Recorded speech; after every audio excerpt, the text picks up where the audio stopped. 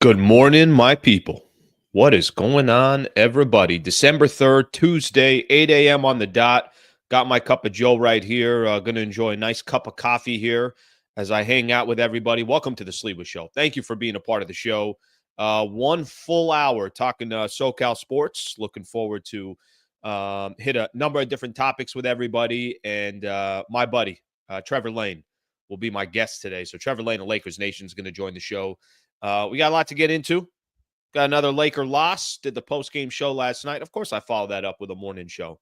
You know, the original plan, by the way, just for everybody to fully understand, the original plan was I'm going to do a show 8 a.m. to 9 a.m. So then maybe that post-game show stuff that you've been doing for like 6-7 years, everybody's good there. Let's come in the morning. The people have spoken. They said, Al, we'd actually like you right after a Laker game. So did the post-game show last night. We got a lot of really good topics to get into, and I'm looking forward to get into it. Once we're done here, I got to shoot out about an hour away from here. I got a meeting. I'll keep you guys posted on that. I won't really share too many details right now, but got to obviously we got to work here on the channel. There's a lot of stuff we got to get done on the channel. So I got a meeting a little bit later today that I'm looking forward to be a part of as well. All right. Couple things here. I'm going to give you guys a quick rundown, and then we're going to get right into it because I don't really have all that much time before Trevor comes and joins the show. Another bad loss for the Lakers. We'll talk a little bit about last night's game. Damn, the Lakers again, their asses kicked against good teams. That's not a good sign. LeBron struggling. I got some crazy stats for everybody. I gotta be honest with you. Are we there? Are we at that whole, remember that whole father time conversation that we've been having now for quite a while, and how LeBron's been completely avoiding it? Are we done with that? Is that kind of starting to creep in, or whatever the case is? So we'll spend a little bit of time on that. I got something here.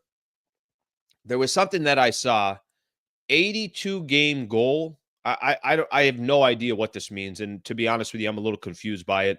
I don't even know why that would be a strategy. We'll spend some time on that. Guest, like I mentioned, will be Trevor Lane of Lakers Nation. He's going to join the show. And then I got a little something I didn't get a chance to do yesterday just because we had so much that was already planned from the 4 days that we were off from doing the Sliwa show. Little Rams, little NFL that I'm going to hit on. And then favorite to land, Roki, Sasaki.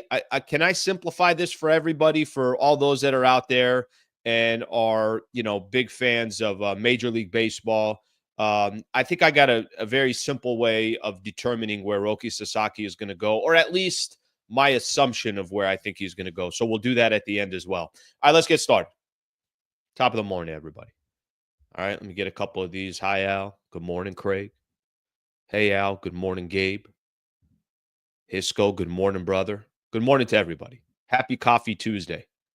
Good morning, Big Slee. All right, good morning to everybody. A lot of people out here also saying that they like the combination of Trevor Lane and Slee. I'm a big fan too. That's a 1-2 punch right there. Trevor Lane, when Trevor and I run the pick and roll, I mean, that defense has no idea what the hell to do.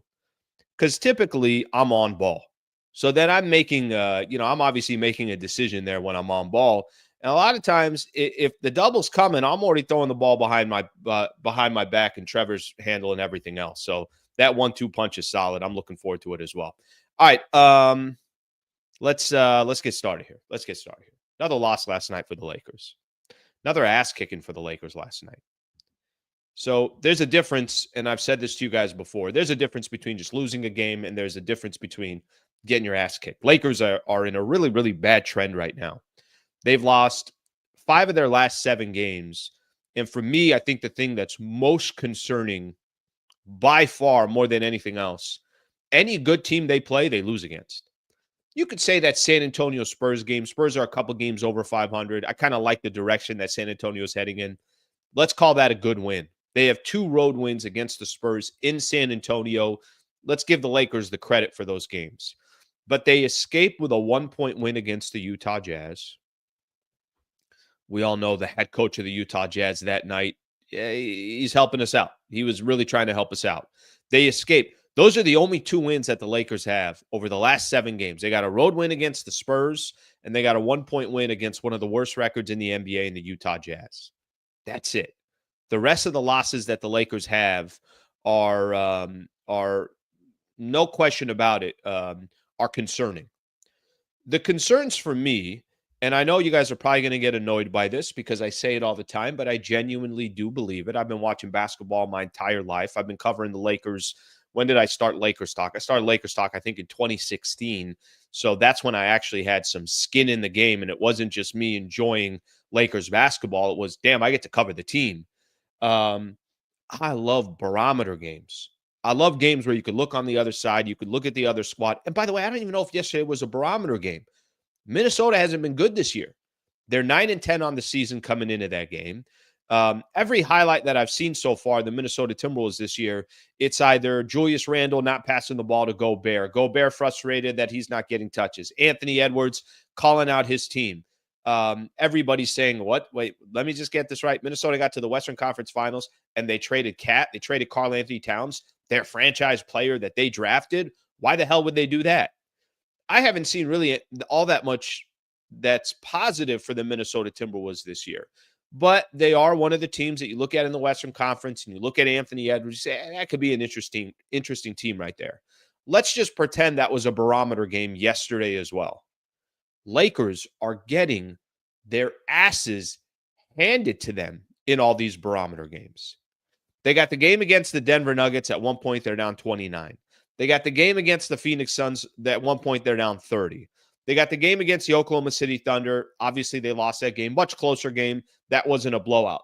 Let me remind you, Alex Caruso and Chet Holmgren aren't playing in both of those games. Or in both of those players are not playing in that specific game.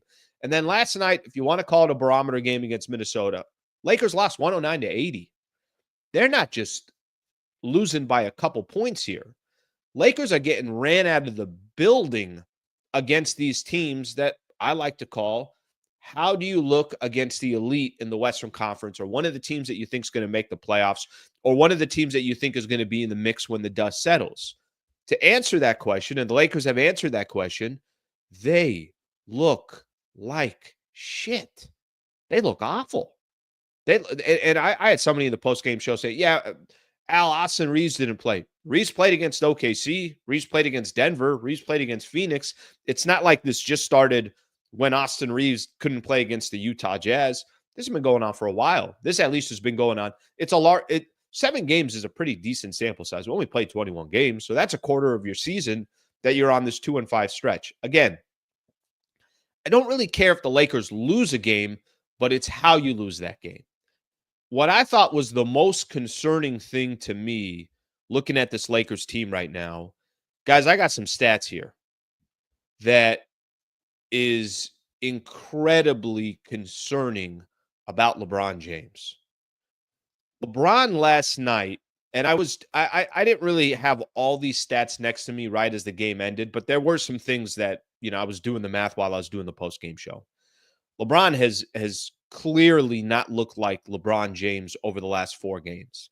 And we could have this question, and I know we've been saying this for a long time. Yeah, LeBron has beat father time, and, he's 39, and now he's about to turn 40, I think, at the end of this month. Now I just expect it. It's like, yeah, that's what Bron does. He gives you 27 points. He'll have nights where he has 10 assists, 12 assists, 14 assists. He'll have nights where he has 8 rebounds, 10 rebounds, 12 rebounds. That's just what Bron does, and it's never going to end.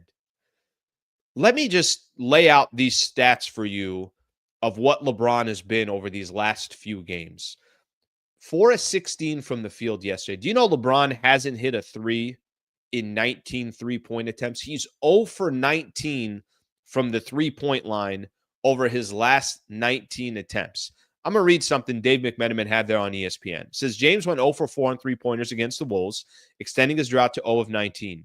It's the worst he has shot from 3 since missing 24 straight from December 26, 2003 to January 13th, 2004. Okay, hold that for a quick second there. So Bron is in his worst slump he's ever been from the three-point line, and you got to go all the way back to 2003 to 2000. You got to go back 20 years for him to have that bad of a streak. Okay, let's look at a couple more here. A couple more stats that I want to point out here. LeBron shot 25% from the field on Monday. his 6th straight game shooting below 45%. It's his longest streak shooting below 45% since 2004. Okay. Let's find another stat here. We're looking at stats now. We're going back 20 years to find where LeBron is over this stretch of games. Let's find another stat here. Again, this is Dave McMenamin's work he put up there. James' outside shot wasn't the only thing not working for him against the Wolves. He had a team high 6 turnovers. By the way, how many different times, whether I'm right here on this show or I'm doing the post-game show at night, where I'm like, yep, there's Bron, another 4 turnovers, 5 turnovers, 6 turnovers, 7 turnovers. I don't know if he's got 7 or more than 7, but I remember a 7 turnover game. It almost has become where 4 turnovers, it's like, okay, we'll walk away with that. 4 turnovers, we'll take it. But listen to this stat. He had a team high 6 turnovers and a team worst plus minus of minus 28 in 30 minutes. On the season, the Lakers have been outscored by 111 points in the time LeBron has been on the court, the worst plus minus on the team. My people, I don't care what your stance is on LeBron James. I genuinely don't. Some think he's the GOAT. Some people just hate for no matter whatever he does. Some people can't find a reason or a way to criticize him if their life depended on it. I don't care what your angle is on LeBron James. This is one of the first times that I've watched LeBron and I'm saying to myself, yeah, he's 39 and he's about to turn 40. And he's starting to look like exactly what he should look like at this age. He's a minus 111 when he's on the floor for the Los Angeles Lakers, worse on the team. The turnover issues that we talked about. He hasn't hit a 3 in 19. He's 0 for 19 from the 3-point line in his last 19 3-point attempts. His field goal percentage, one of the things that Bron has been so special of, he's always efficient. He's not efficient right now. And some of these stats that we're talking about are 20 plus years old that this has not happened in LeBron James' career. I think we're starting to get a taste of something that, listen, has it gradually happened? Of course it has. Is LeBron the same defender as he was in 2018? No, of course he's not. Is LeBron the same player that can get to the basket? Sometimes he is when he gets downhill, but you're starting to see defenders, they're not nearly as intimidated as LeBron James when he's taking the ball to the rack. They're trying to strip the ball. They're just saying, let's just get in front of him and contest the shot. There's a chance that it might not go in. They're allowing him to shoot that 3-point shot in those jumpers. It's one of the first, they're putting more pressure on him on ball to see if he's going to commit a turnover. I go back to what I said from the beginning. I think we are starting to watch LeBron James, that whole LeBron versus father time, and he's done something that nobody's ever done before. Been this good for this long at this stage of their career, but it's impossible to not starting to have real concerns about where LeBron is today from his 3-point shooting, from his plus minus, from his the amount of turnovers that he has every single night. And here's the other issue. I don't really know what happens if LeBron starts taking that big step back. I remember last year talking about this. I enjoyed watching Lakers basketball. When LeBron would sub out, I'd enjoyed watching it because I wanted to see, hey, what does this look like? What does it look like when LeBron's not on the floor? What does it look like when it's D'Lo and Reeves? And this year, obviously, you got Dalton Connect, and it's Anthony Davis as the head of the stake. What does that look like? Well, either there's going to need to be more of that, or, obviously Bron is going to start turning things around. But how can it not be concerning? It's certainly concerning to me, and I'm sure there's a lot of people out there that have similar feelings. All right, let's take a look at some of your comments here. Let's see. Yeah, the T-Wolves are not a good team and are 9-10, but neither are the Lakers. The Lakers have a winning recorded against Tomato. Lakers are not some measuring game for other teams. All right. I think basically what you're saying is they're not good. Neither are the Lakers. Let's see what else we have here. Let's see what else we got here. Lakers have an aging superstar and a star with the rest, G League talent, six-man talent, and some holding on to stay in the league, like Cam, JHS, Jalen Hood-Schifino, and Christian Wood. I think we need to trade Rui. It's time. Tell me who's taking him, because if somebody's taking him, I'm okay with that. Preach. All right, let's keep going here. Bron has no legs to shoot jump shots. Well, if you got no legs to shoot jump shots, let me tell you something. If you're struggling to get your feet under you, it's a second of a back-to-back like it was yesterday. If that's one of the issues that you're having, cool. I completely understand that. But is he going to have legs to take the ball to the basket? Is his decision-making going to all of a sudden become that much better when he is fatigued? Probably not. Probably not. All right, let's see here. Bron is fine. He just needs his minutes and pay cut. Okay. Whatever that means right there. And listen, I understand. And I know a lot of people are going to be out there and they're going to say, all right, well, why'd you sign him to this contract? What do they do now? Okay. We could kind of get to all that stuff. Bron for business, no problem. And Bron for stats. I mean, it's not like Bron has all of a sudden dropped off a cliff or anything along those lines. However, I will say this is the first time that I'm watching LeBron play, and it seems there's such glaring numbers that are out there right now of how he's doing. Okay, I'm going to get to some of your comments here in just a little bit. As promised, like I mentioned, always enjoy talking Lakers basketball with everyone. I want to welcome in Trevor Lane here of Lakers Nation. Trev, what's up, brother? Hey, Alan. Thank you so much for having me on. Happy to be here. All right, man. I was looking today. I was looking at the archive. Trev, I was looking back at when's the last time Trev and I did a show together? And it was Lakers 10 games in, and they were 6-4. Okay. I know I'm making it sound like that was 3.5 years ago. It's a couple weeks ago. But I'm looking back, and I'm just curious. I'm like, what was the Lakers schedule there? They were 6-4. They're 12-9 right now, which is actually pretty much on par with what they did through the first 10 games. Right. But just because I was just getting into this LeBron comment, or we were just talking about LeBron, let me start off with LBJ. Am I overreacting here to look at what he's done over this handful of games, 4 or 5 games? His plus minus, I don't know if you saw this morning, it's minus 111. It's the worst on the team. His 3-point percentage, this is the longest streak that he's gone since, you got to look 20 years, where he's gone 0 for 19, literally 20 years. It's been that long since he went through this bad of a stretch. His field goal percentage, X amount of games in a row, below 45%. Is this a bad stretch for LeBron James, or you got some other concerns with LBJ? I mean, can it be both? I think so. I don't buy that he's simply this bad permanently in terms of the 3-point shooting. Like, I don't buy that he's never going to hit a 3 again and 0 for 19. And yes, this is awful. And he airballed the last one and all of that. It's certainly frustrating, but I just don't buy that a guy who was shooting over 40% a few weeks ago from 3 suddenly can't shoot the 3, period. I think this is just an outlier. It's a bad stretch here, and that ultimately the shot will start falling. It'll come around at some point.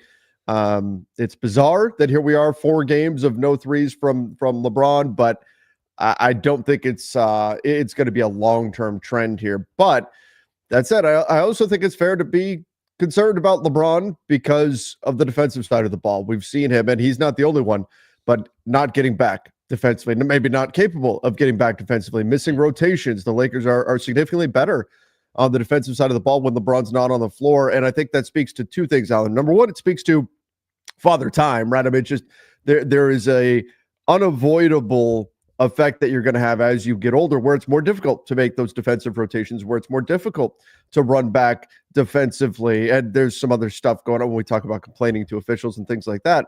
But then the other piece to it is, well, do the Lakers have a team that's assembled to manage those things, to help mask some of those concerns?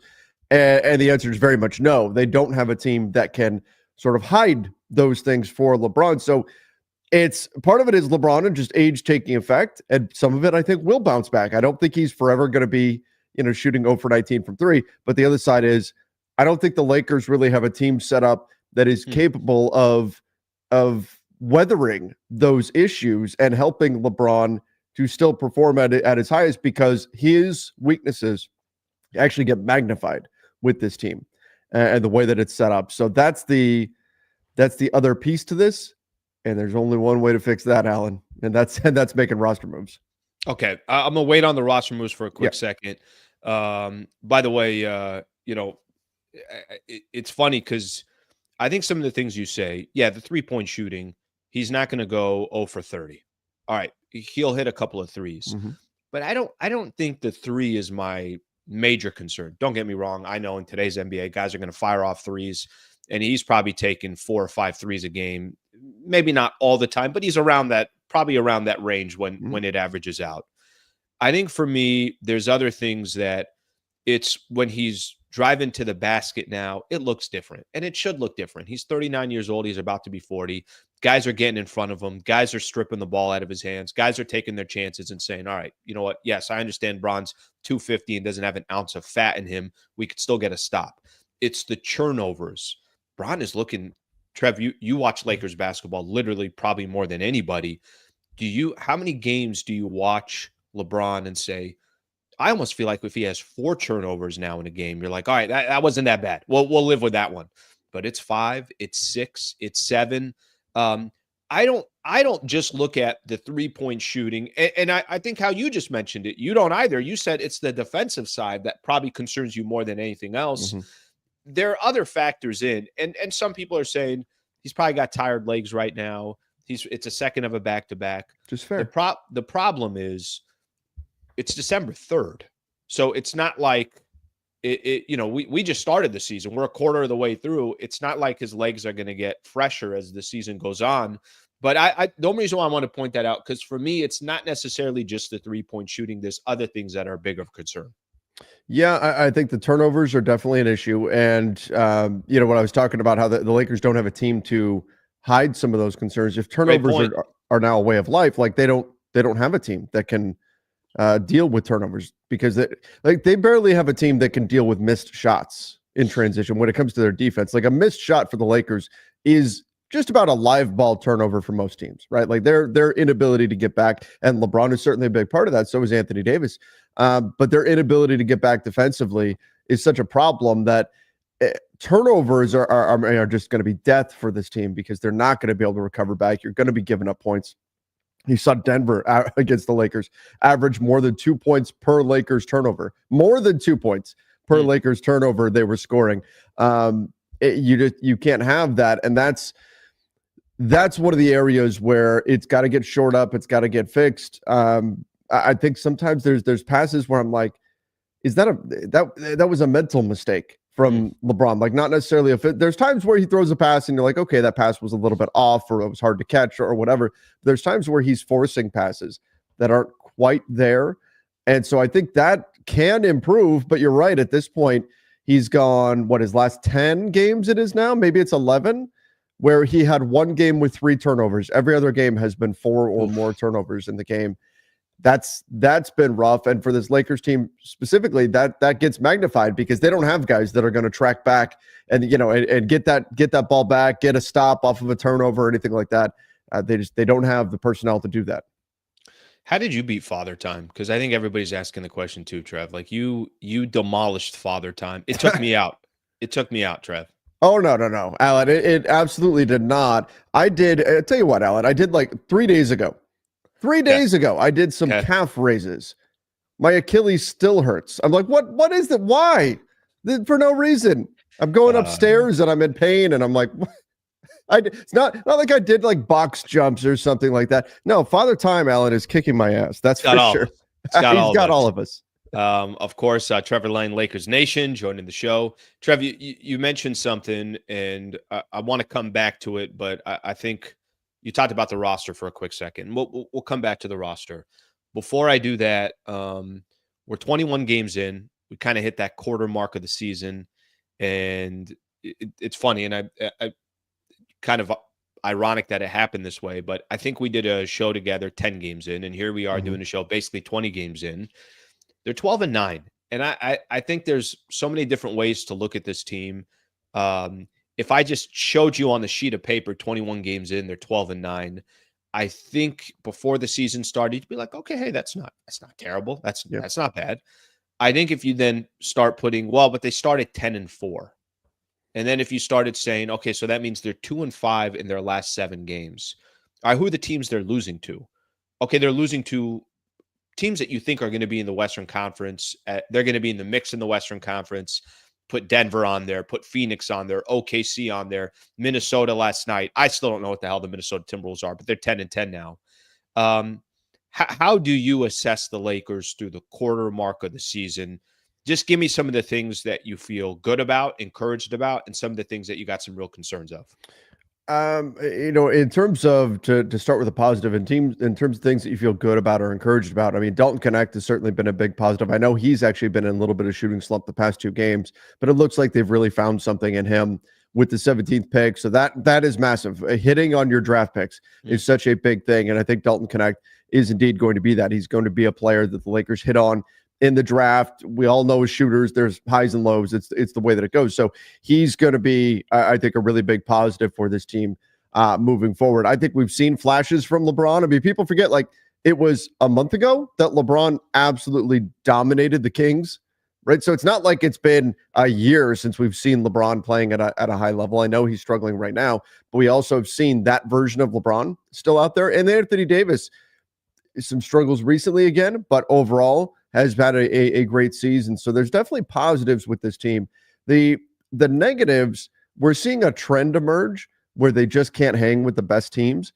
And I don't want to completely dismiss the first 3 games of the season, because those absolutely were good teams that they were playing. When you look at Minnesota, you look at Phoenix, you look at Sacramento. Right. But now in the recent last few weeks, you've got, you play Denver, you lose by $1 billion. You play Phoenix, same thing. Now you play Minnesota, and Trev, you can get I dominated. just say, in those games, they were down by 29 or 30 in those 3 games. Not that's how I kind of started the show. It's like, look, if you take an L and they lose by 6 or 7, and you just you walk away saying that's a good team over there too. Right. We just lost to a good team. But when the fourth quarter is starting, and you and I are both saying to ourselves, so who are they playing next? There's just you lost attention. But I cut you off there. That they're not just losing to some of these good teams; they're getting blown out.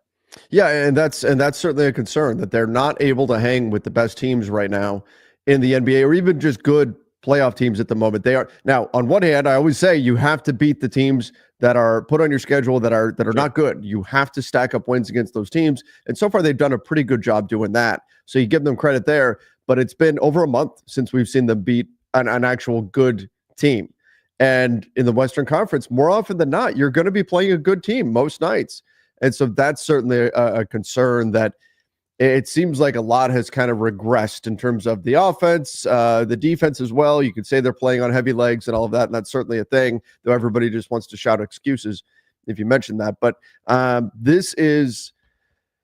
they're in a tough stretch right now, and they've got to find a way to get out of this. And some of it's injury related, but it also just feels like there's a different energy around this team right now than there was, say, a month ago. And the offense isn't quite clicking the way that it was. The defense is definitely getting lit up on a night in, night out basis. They've got to find their way back to their principles. And Alan, it feels like a lot of their confidence, a lot of their energy is simply tied to shot making. And when shots aren't falling, they switch off. And now we're seeing that happen in multiple games this season. Yeah, it's not a good trait. And I know you and I both know that. And is it remarkably cliche? Sure it is. Defense wins championships. But the problem is when you're depending on your offense, and it's not like you have Steph Curry and, it's not like you can look on the other side and say, we got 4 unbelievable shooters or 5 guys. I mean, even if you look at teams like Boston and OKC, they can put up 130 on you, but they get stops. And they get stops when they need to get stops. And if the Lakers are depending on their offense to drive them, or they all of a sudden lose all their confidence because they can't hit a shot from the outside, that's certainly not a good trait. You mentioned a little bit earlier, you were talking about how you're talking about the roster, and you're talking a little bit. We'll just kind of go back here for a quick second. The team that they have right now as assembled, the players that they have right now as assembled, how far can this specific team take them? Number one. And number two, how critical is it going to be that, by the time we get to February, there are some real roster changes a part of this team? This team, just to be Plainly, Brutally honest. Yeah, I honest. mean, this team can take them nowhere. This team cannot go Close the anywhere. blind here, Trev. You keep going. I'm going to close the blind here. Sure thing. This team can't go anywhere, and here's the reason why. There's a certain level that you have to be at on the defensive side of the ball in order to find success in the playoffs. We've already seen the Lakers get switch hunted to death with some of the players that they have out there on the floor. They right now, I just pulled it up there, 24th in the NBA in defensive rating. They have to, in order for this team to have any kind of playoff life, they've got to get to at least middle of the pack defensively. You are not finding any playoff success if you're the 24th, 25th ranked defense in the NBA. Even if you are a top 5 offense, you're toast in the postseason. So you're going nowhere. So it is extremely important that they make moves. And now this also isn't a surprise, though. We said going into the season that the job of this team is to stay afloat, stay in the mix, so that eventually, whether it's tomorrow, whether it's February 6th, a trade, probably trades, have to happen. And if they don't, that's it. It's game over. They don't have the defensive personnel. Even if we talk, are there tweaks you could make to the defensive scheme? Yeah, I think they're giving up switches way too easily, and teams have figured that out, and they're exploiting it immediately and absolutely crushing the Lakers when they send a double after they get stuck in a bad defensive matchup. But that's a minor tweak. The bottom line is they don't have the personnel to actually run a competent defense right now. Jared Vanderbilt coming back, would he help? Yes. Does he fix everything? No. So they are very dependent, entirely dependent upon making moves, because this group is not going to get it done. They cannot get stops at a high enough rate on the defensive end. Could they make the postseason with this group? Yes, you could win enough regular season games, but I would pick them if they make the playoffs as a first round out, because they can't stop anybody. They can't defend anybody. We don't have to mention any names, but I know if you look at the chat, everybody's making their own trades here. Sure, sure. But I of all the things, and I think you've talked about it, if I'm right here, you've mentioned it a ton, how important it is to get another big and get Anthony Davis to potentially play the 4. I think that's something that you've mentioned in the past. But what is the area that is most important, you think, of this team if they're going to go make a move and they're going to go shop those 2 first rounders, and they're going to, like you said, have a chance to just put themselves in a position where you could look at it and say, hey, there's 5-6 teams that could come out of the West. Yes, there's tiers. Maybe the Oklahoma City Thunder, they're in their own tier when they're completely healthy. Maybe, I don't know, Dallas turns it around as well and they're trending in the right direction. That's a team that's in a different tier. But what is the one thing that you would like to see? Again, you don't have to mention a player, but you think that's just so critical that they have to address if they are to make a trade? Well, I think they certainly need another big. They could use a bruising big. I mean, right now, Christian Koloko is the only other backup big that's available for Anthony Davis because of Christian Wood and Jackson Hayes and their injuries. So they definitely need another big.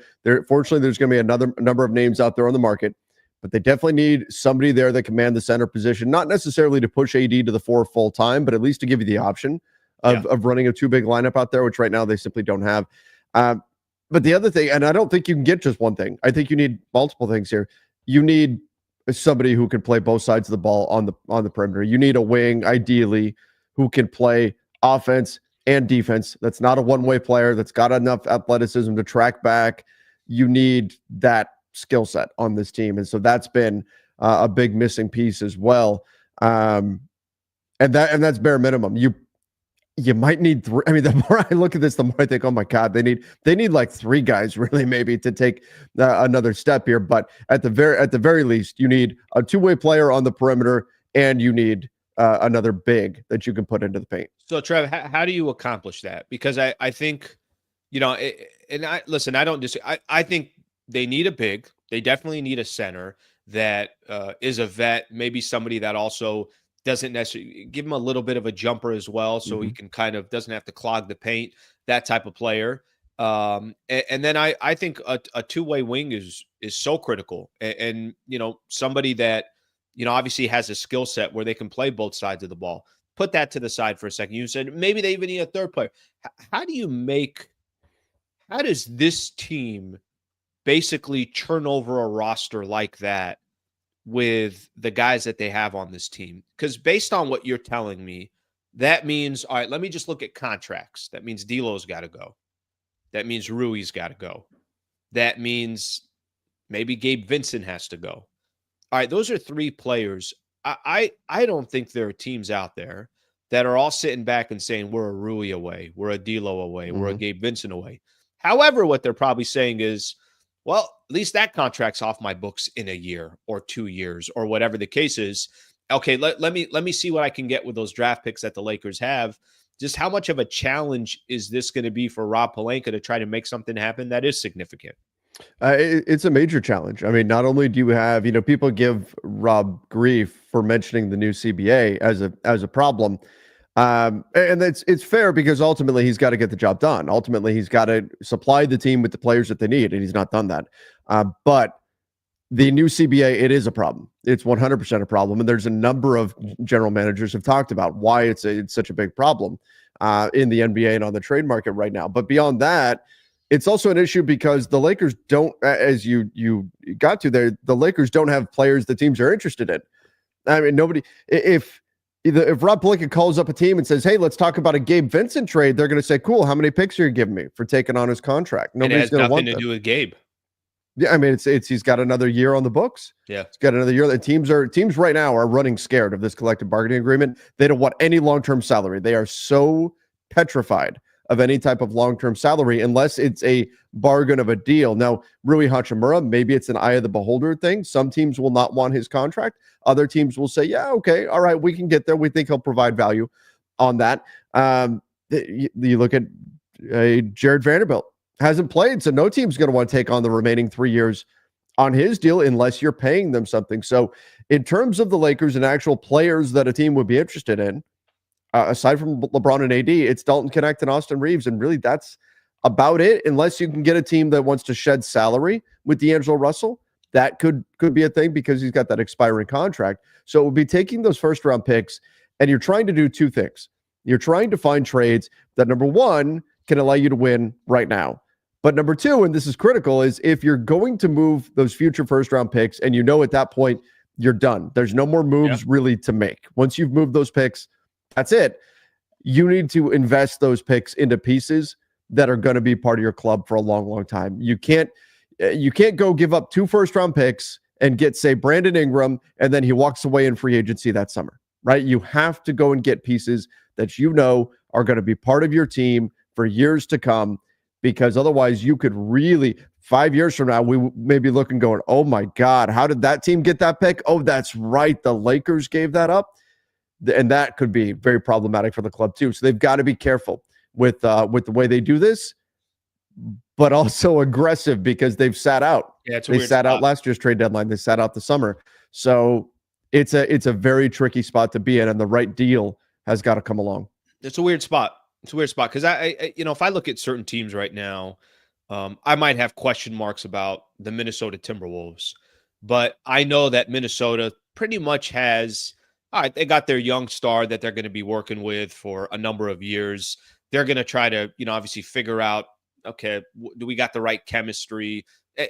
I could look at certain teams, and the Lakers' position is, well, you and I just spent some time talking about how Bron is 39 and, how much are you going all in? Even if you do go get the right players, what's Bron going to give you by the time the series? I don't know. I genuinely don't have these questions. If you're going to go out and make a trade, okay, what if a team calls you and says, yeah, we'll do a trade with you, but we don't want Rui Hachimura. We don't want D'Angelo Russell. We want Austin Reeves. How much are the Lakers willing to say, that's a player that we're identifying that can, no question about it, help us, is a player that's better than Austin Reeves, and we think is going to be with us with Anthony Davis. Okay, now it's Austin Reeves on the block. There are some, I think, predicaments that the Lakers are going to be in. This is why Rob Pelinka gets paid the big bucks, that he's going to have to figure out. And I love what you said there, too, about the end. The pressure has kind of grown on Rob for a couple of reasons. Part of the pressure has grown because he didn't do anything last year at the trade deadline. Yep. He didn't do anything in the summer when everyone was like, of course they're going to make a move. I remember we got to a point, you and I might have even done a show together, and we both got to a point where we were both saying to each other, wait a minute, are they not going to do anything? A scenario that we thought is impossible, that the Lakers actually wouldn't do something, played out, which means the pressure is only mounted as we got, now that we get a little bit closer to the trade deadline as well. I'm going to throw one name your way. You said Brandon Ingram. Yeah. Um, just automatically because he signed with Clutch Sports. I'm sure everybody tagged you on Twitter and said BI is coming back to the Lakers. Um, what's your take on his game and trying to be aggressive to go get? And I'm talking about BI specifically. Is that a player you think is the right target for the Lakers to have, and a player that you'd want to team up with Anthony Davis for the next 4 years, something along those lines? In general, no. He's a good player. He's a very talented player. What if But he's you've the got third best player on your team? yeah, he's the third best, and that's the problem. That is exactly the problem. He's probably the third best player on a good team, and he wants near max money. There's a reason why the Pelicans didn't extend him, because they don't want to pay him his next big contract. And there's a reason why he's still a Pelican, because nobody wants to pay him his next big contract. If his asking price was lower on his next deal, his deal's up at the this summer. If his asking price was lower on this, then either the Pelicans would say, "Oh yeah, cool, no problem. We'll give you $30 million a year. We'll give you." The rumor is that they want to do like $35 million. But when he's saying, "Oh no, I want a max," teams are not interested in giving him that. So that in and of itself is a problem, because essentially under the new CBA, it's very, very difficult to pay a third best player first or second best player money, and that's what he's expecting.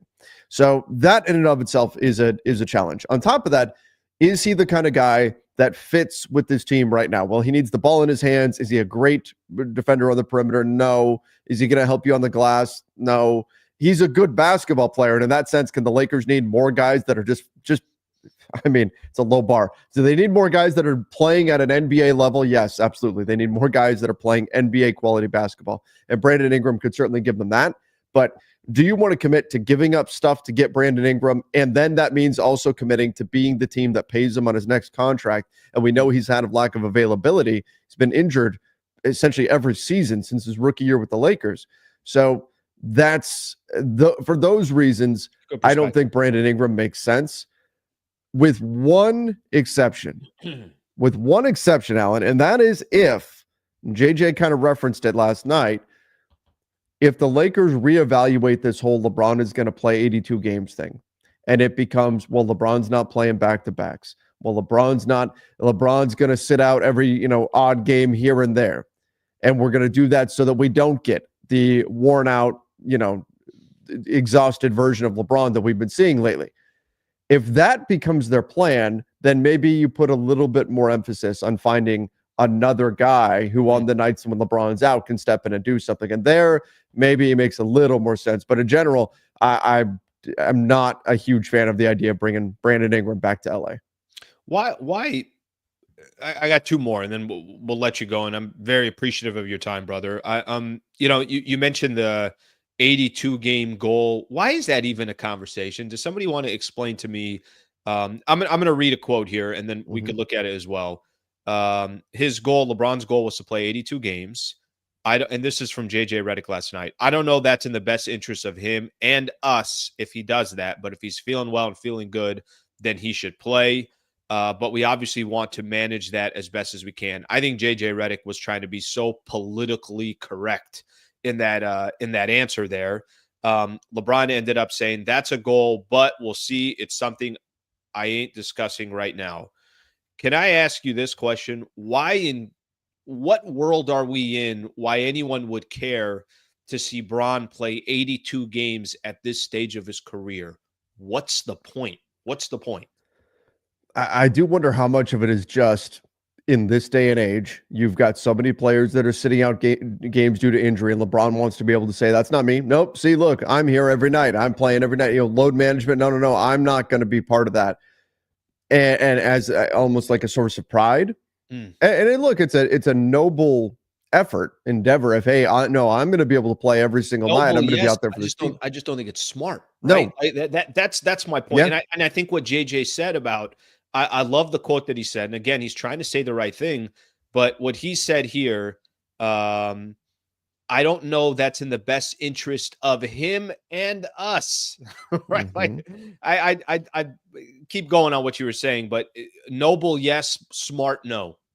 Yeah, it doesn't, especially if this is the LeBron you're going to get. If this is he's worn down, if that's why we're seeing these issues, then this does no one any good.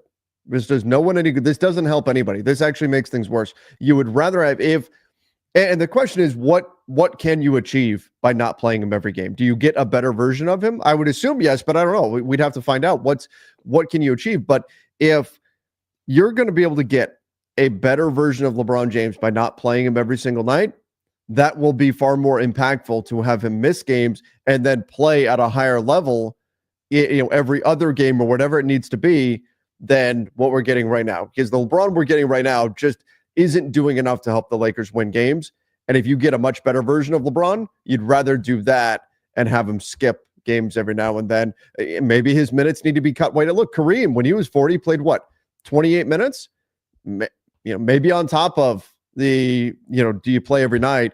The minutes need to be cut down too. The Lakers don't have a roster to do it. That's part of the problem. They haven't supported him with this team. Their wing depth is not there. But maybe that's going to have to be something that gets accomplished as well if you want to get the best version of LeBron out there. All right, Trev, final one I got for you. We got a chance to see Minnesota yesterday, and in the offseason, they traded Karl Anthony Towns. We're watching the Pelicans right now having, like you mentioned, figure out their finances and how they're going to be able to keep Brandon Ingram. Look at a team like the Oklahoma City Thunder. The only question mark you have about the Thunder is how are they going to keep all these guys, because they have so much talent on that team. A lot of these guys that they've drafted, but eventually they're going to have to pay.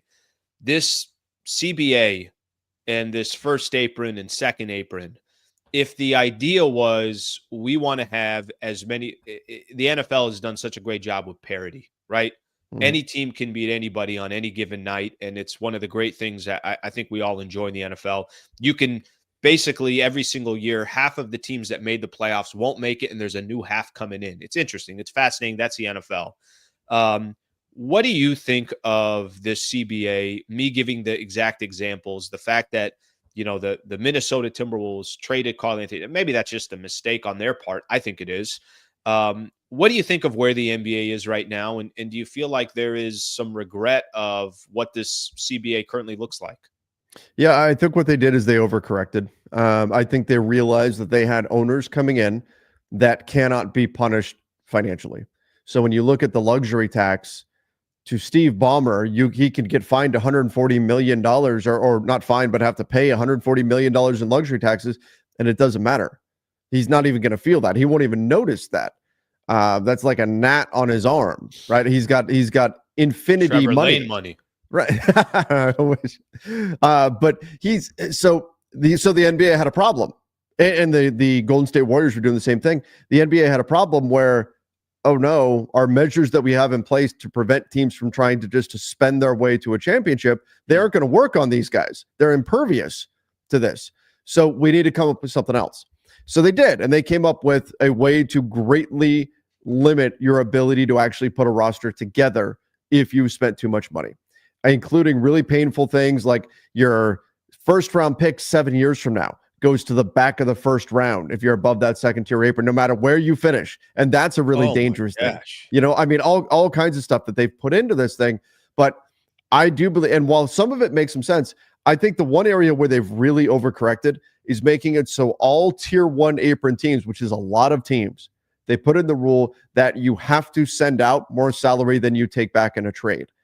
And so if you're doing a one-to-one trade, you're talking about team A and team B. That means any two teams above the first tier apron, it is extremely difficult for them to make a one-to-one trade with each other because somebody's got to take back more money than the other unless you have two equal contracts or you've got an exception you can use or something like that. It's very, very difficult. So I think that has been a real hurdle for trying to get trades done. That means 2-team trades have to turn into 3-team trades so you can find somebody to dump salary on.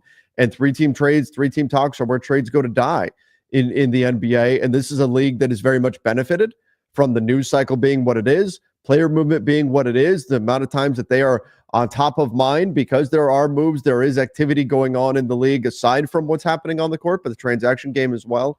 And that's something that the NBA has enjoyed and benefited from. So I do think that this new CBA, it's just an overcorrection. I understand the problem they were trying to address, but I think they went too far. All right. And just to answer Raphael's question, Trev probably wins 11-4. So if we went one-on-one, I don't know about that. 11-4. I think the betting odds right now are actually 11-3, but I gave myself an extra point because you had to take a quick breather. You called timeout, and then I scored as you were calling timeout. So I'm going to take that extra point. Trev, my brother, always enjoy talking Lakers basketball with you. I know, of course, a lot of Laker fans and people on this channel enjoyed as well. So thank you for the time. Thank you for your breakdown and your insight. Thank you, bud. Hey, thank you so much for letting me come on here, Alan. I appreciate it and always enjoy talking NBA basketball with you. There you go. That's Trevor Lane right there, Lakers Nation, doing his thing. Always enjoy having Trev on the show. All right, great stuff. Covered a lot there. Covered a lot there. You guys sick of talking Lakers basketball yet? We covered everything. One of the things that we started talking about, and I know I set it up with him, and I'm going to close at least the Laker conversation on this. This was on the front of ESPN this morning. Lakers reconsidering LeBron James' 82-game goal amid slump. Listen, I get the world that we're in today in the NBA, and I do understand that there's a lot of players that are they've really churned off fans because they don't play every game. I completely understand that it's special to see a player like LeBron at age 39, 22 years in, basically saying, I'm going to try to play every single game and prove to all you other idiots that you can do it. And this is a personal milestone of mine, and it is a challenge. I'm going to try to make it happen. And hopefully I'm sending an example to everybody around the NBA. But it's just not smart. It's just not smart. Right now, what's the Lakers' goal? The Lakers' goal is not for Bron to have personal goals that he's trying to accomplish. Listen, if Bron plays 82 games, obviously the idea and the concept there is that he's helping the Lakers every single night. I just think they got to be smart. I mean, I started the show, this streak that he's on right now in three-point shooting, his percentage from the three-point line or percentage from the field, the plus minus, it's the worst on the team. They got to be smart with LeBron. I'm not trying to see LeBron play 82 games, and I don't think anybody else is. Okay. We've gone long enough on Lakers basketball. I did mention there's a couple of things I want to get into, and then I'm going to start looking at some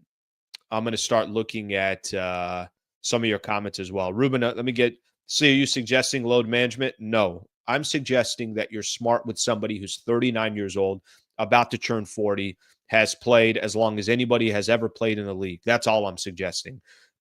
Especially if, let's use as an example last night. Bron played a second of a back-to-back. That's fine. He's going to do it. It's game 21 of the season. It's not like it's game 60. However, with that in mind,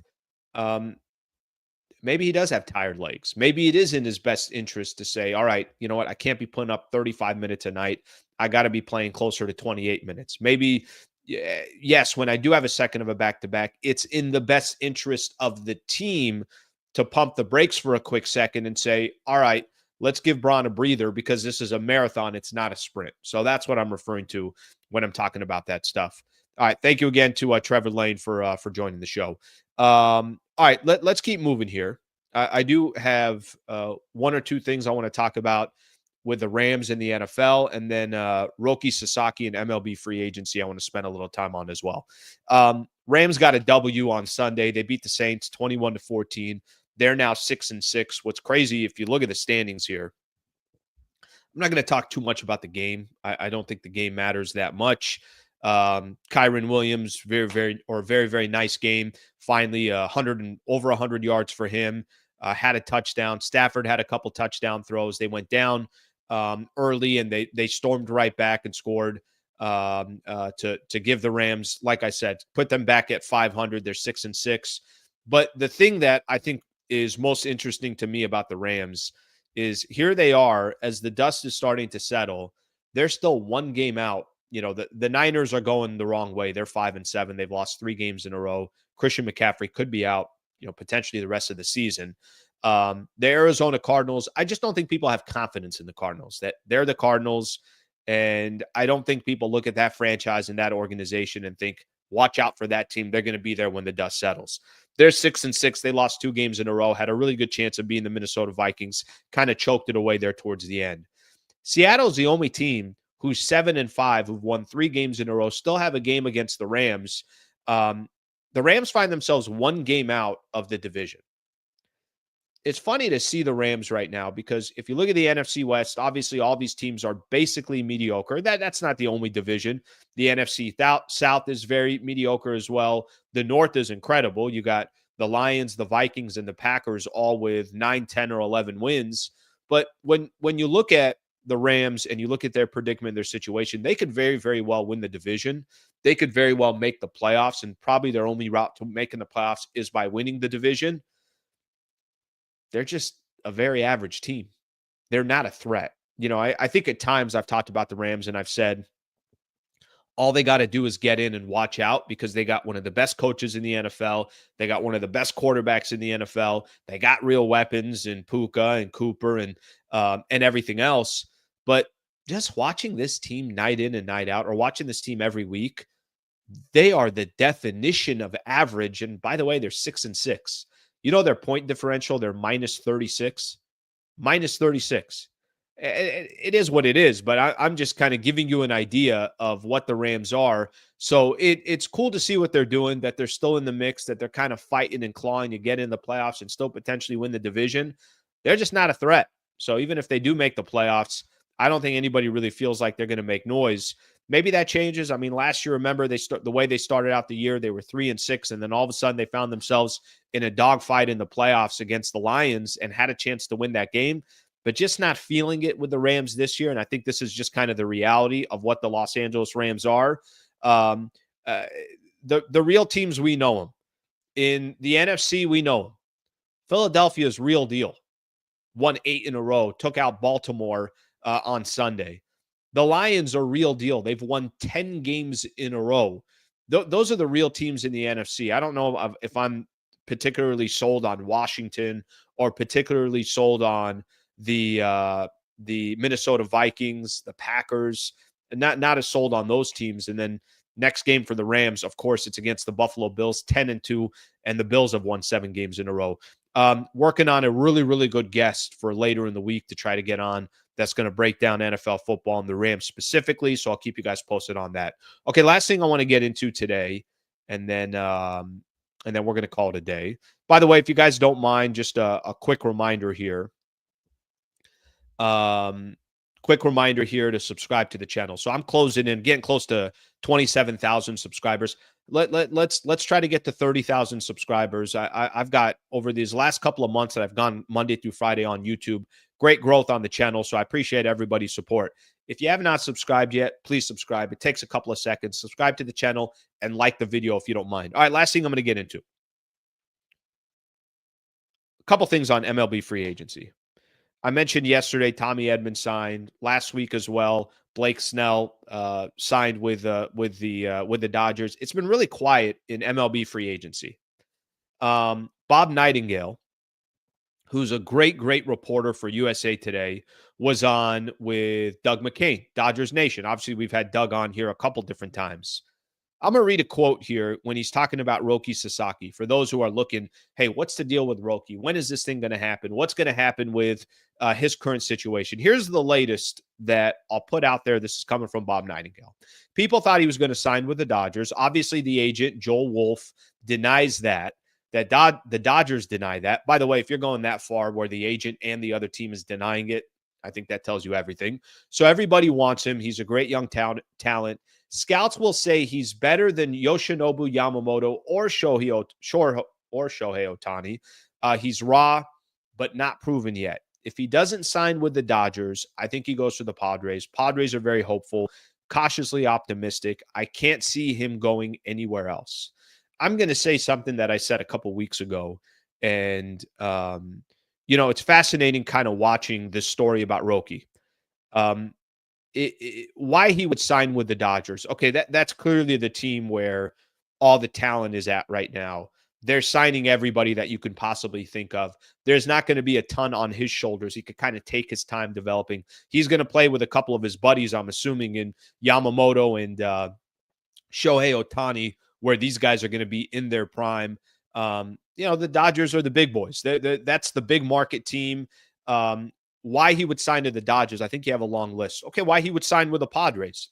He owns the team. It's his team.